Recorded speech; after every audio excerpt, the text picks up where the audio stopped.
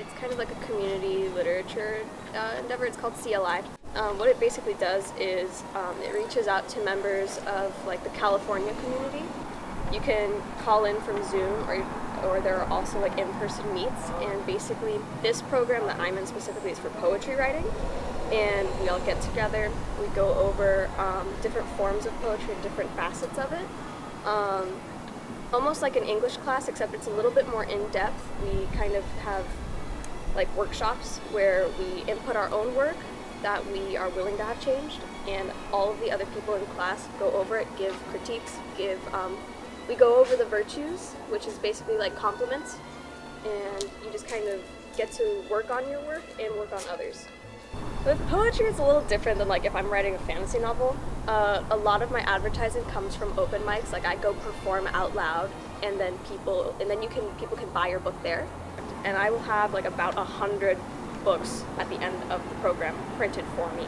So I can start selling on my own, and I can give them out or let people buy them. My corporate dream is to be a therapist. I want to pursue psychology in college, but my other dream is to be a writer. I want to be published. I'm going to be published by July. I'll have like a physical book out by July, like the end of it. But I love writing. I've been writing since officially since freshman year. I've been writing here and there along the years, but I kind of discovered my serious passion for it in Miss Miati's English class during the poetry unit. If I had not taken her English class in freshman year, specifically that poetry unit, I would not be where I am at right now.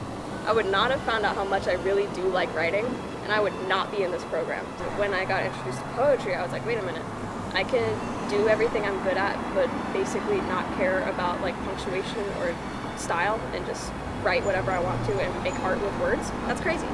And so I've just been writing nonstop until now. I think art is an outlet for emotions, and I think a large part of it is not necessarily unresolved, but a lot of things that I kind of harbor, I let out through writing. I was diagnosed with mild depression.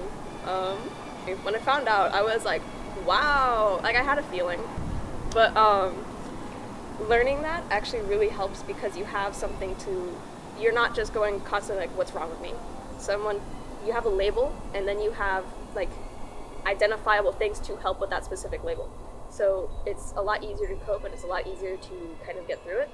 But a part of that struggle is I go through episodes where I'm just comatose, and I don't want to touch anything. I don't want to do school. I don't want to get up. I don't even want to write. But I find that forcing myself to just start writing a word, 2 words, kind of just starts not only helping me get productive and start kind of breaking through that episode, but also it soothes me from it, and it helps me release myself from that episode faster. I have a really big struggle with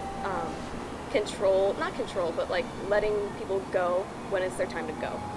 I think that stems from a lack of control in my life, and so I write my thoughts and feelings and my perceived thoughts and feelings of these other people in my work to kind of help work myself through that.